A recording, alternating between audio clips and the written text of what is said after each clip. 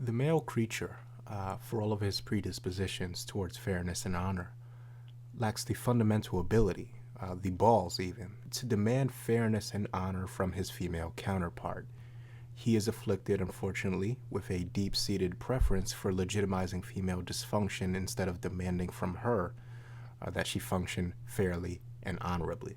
I am convinced that he must see her as a lesser being, capable of lesser logic and lesser fairness, and so he regards one of his kind, a male, demanding that women be expected to act as he does, honorably and fairly, as some vague impossibility, a foregone conclusion that it will not happen and that it cannot happen.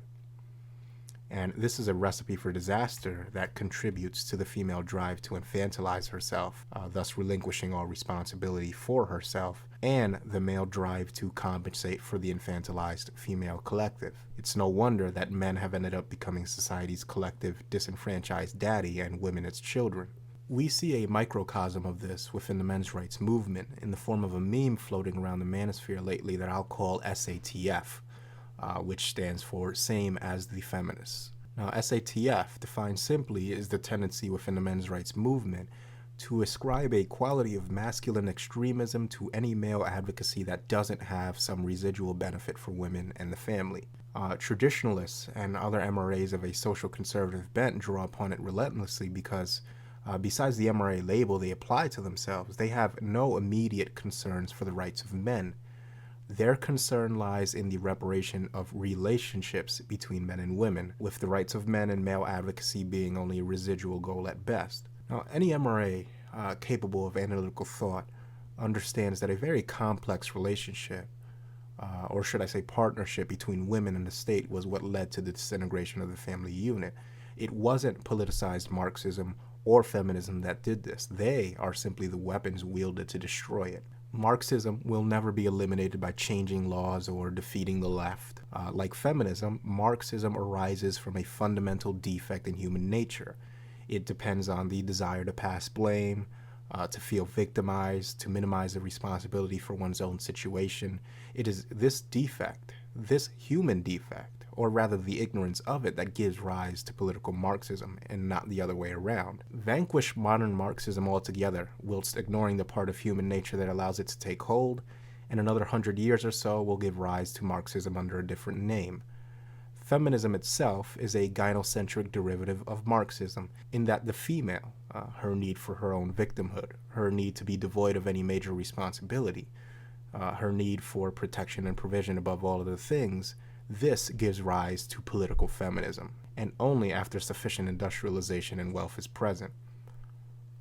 Her nature, combined with the nature of the male and his need to remain servile to the female, this is what gives rise to politicized feminism. This is the cause. Politicized feminism is merely the symptom. It's a destructive combination that cannot be remedied with poorly thought out chants of defeating the left or down with the Marxists. Marxism and feminism are socially engineered constructs designed to take advantage of human nature. Feminism is the salt lick dropped conspicuously in the path of the female herd. You can take away the salt lick, but the cattle will still desire the taste of salt and will go right back to licking it once another salt lick is introduced. Now, to see S.A.T.F in action, one must only look at the good traditionalist woman, her sales pitch, and how chivalrous MRAs bombard her comment section with blind approval no matter how blatantly her snake oil stinks. Take the good traditionalist YouTuber, the Cajun Luis, and her video, more thoughts on the men's rights movement and relationships, which I've put in the description box. So I'll give you a brief synopsis. 44 seconds in, she addresses the issue of men going their own way, advising men to use women in nothing other than a sexual capacity. This advice stems, of course, from the very real dangers that romantic relationships with women can put you in, both legally and financially, not to mention emotionally when they inevitably go south, and they will. Ignoring all this, she claims that abdicating this reminds her of a feminist that advised her to only use men for their wallets and nothing more, and that's where the S.A.T.F comes in. The key difference between the two is, of course, that women never had an entire legal structure designed to steal wealth and falsely imprison based solely on unsubstantiated male accusation. Men have a reason, and a good one, to minimize their dealings with women, Women have never had an equally valid reason to do so. The power that the state gave them over men was all the reason they needed. This is what S.A.T.F was designed for. I mean, she cares nothing about the rights of men or the danger she puts them in by shaming them for foregoing relationships with women. This is about mending her defunct traditional family. Now, in 2011, on my NAWALT video, I said the following. Now, you have various excuses, but all of them point back to the same thing: women dodging responsibility for feminism and eventually blaming men for it. And you're going to see more of this now that the tide is slowly turning and a lot of single mothers and barren, frigid, unwanted feminists are starting to see feminism for the disaster that it was. Now you're going to see a lot of women asking for a truce and pretending that they had nothing to do with the past half decade, and NAWALT is the mechanism they're going to use to do it. So let me try to educate you on some of the tricks that women are going to try to use to minimize their roles in feminism. They're going to blame it solely on the state. They're going to say that it's government's fault and that men and women need to work together to end feminism. Now, let me make things clear. Feminism, for all of its state-sanctioned implementation, could not have been possible without the support of women. It is important that men and women do eventually move past feminism, but we will not rewrite history here. It should be made clear that although women were also victims of feminism, as they're slowly starting to realize, they were and still are complicit. The state gave women the opportunity to subjugate men. Women took that opportunity, and men would do well to never ever forget that. Because the moment we do, feminism will rear its ugly head again and again. Again, that was almost a year and a half ago. And what have we seen transpire since then? Well, we've seen an influx of MRA groupies, very different from a Girl Writes What, for example, stating their various and yet conveniently similar opinions about what the roles of men are. I mean, they frame themselves as benevolently weighing in on the men's rights movement, but speak very little about men's rights and very much about a return to tradition and the days of the family unit. The same family unit that couldn't even withstand a few short decades of modern feminism.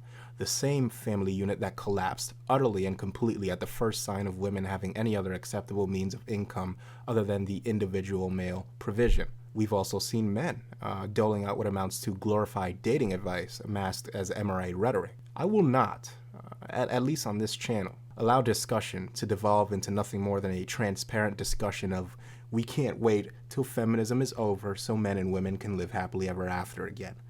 You know, that well-wishing, let's go back to playing house shit is fucking lame. It is lame.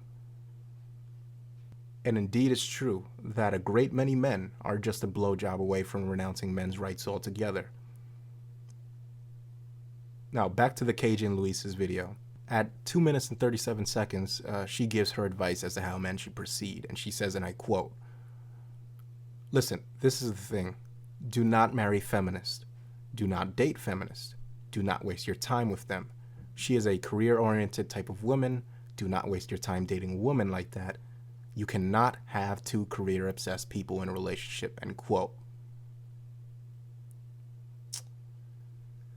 The Cajun Luis.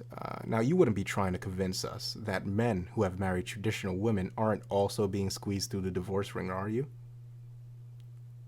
Notice that she is not telling men to refuse marriage. She's telling them to refuse to marry feminists because, of course, traditional gals still need their bills paid.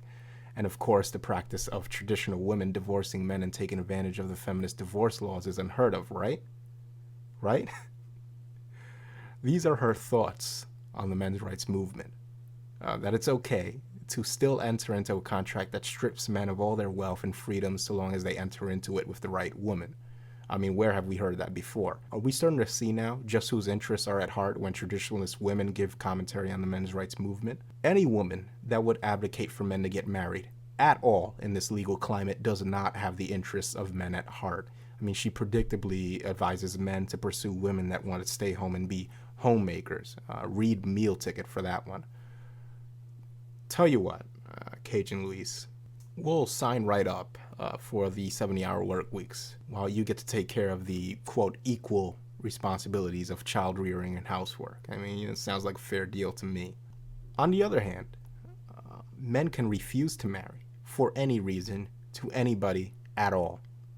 Maybe instead, men can engage in as much sex as they want with women without a traditionalist housewife telling them why it's not good for society.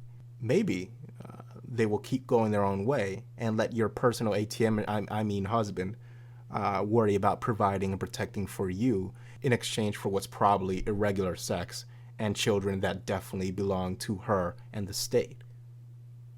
Now, I wish I could say that most MRAs have the common sense to see this for what it is, but a glance at the comment section proves otherwise. Comment after comment is, "Thanks for sticking up for men. Glad to see a woman that gets it." Observe that the following hypothetical NAWALT axioms have exactly the same implications.